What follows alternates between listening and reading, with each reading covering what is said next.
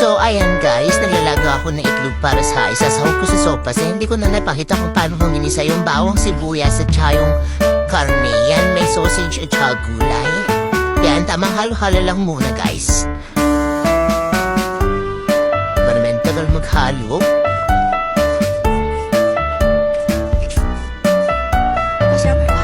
Yan, after nyan, lalagay ko na yung sausage. Then, tamang halo lang din ulit.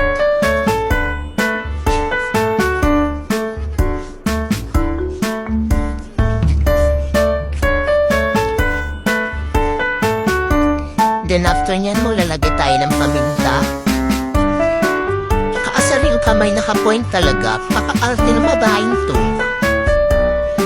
Charis, ako yan. Ang tagal. Maglalagay